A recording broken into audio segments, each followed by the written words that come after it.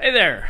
Over the past 2 weeks, you've heard Pastor John and I talk specifically from the pulpit about grace and about how grace, by definition, is not fair.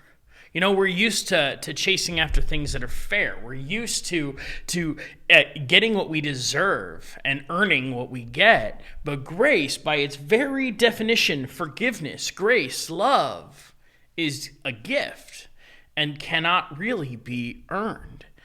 And in fact, is completely unfair.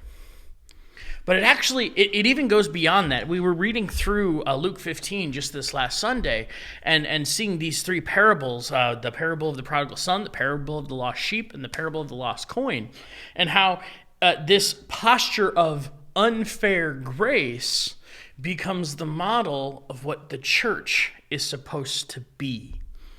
See, as the church, as the people of God, as the community of Jesus, we need to have a posture of unfair grace to the world.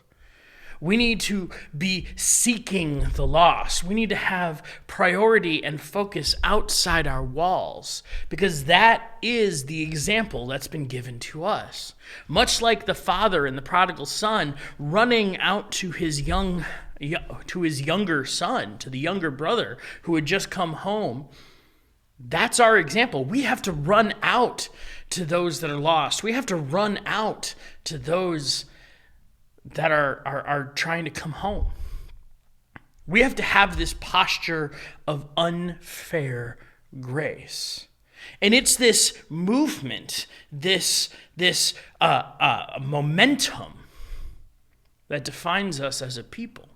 You know, originally, the word church wasn't the word we used to describe this family, this kingdom. There are a few words in the New Testament. Notably, they would call themselves members of the way. But the word in Greek, when referring to the community, was this word ekklesia. And ekklesia is this Greek word that literally means the called out ones. Ek meaning out and kaleo, which means to call. And so ekklesia is this compound Greek word that literally means the called out ones. It gives this image of a people that is called out of their circumstance and into a purpose. This is where we get phrases like the gathering or the assembly, or, as Paul would say, the way. And all of these images provide this idea of this body of Christ as movement, as a single-minded purpose, as an organism alive, moving towards a goal. That goal is extending this grace. Now, somewhere down the line, we stopped using this movement language and instead adopted a variation of a German word, Kirche, which literally describes a building. So when we talk about the church today, it's not about the sedentary time and place. It's not about the building. It's not about 8 o'clock or 10 o'clock on Sunday morning. The church, in its purest form, the ekklesia, is about running out to the gate and welcoming the lost son home. And so here we stand as the people of God. We are the ones that are already in the family. And we're being invited to the feast to celebrate the return of our younger brother.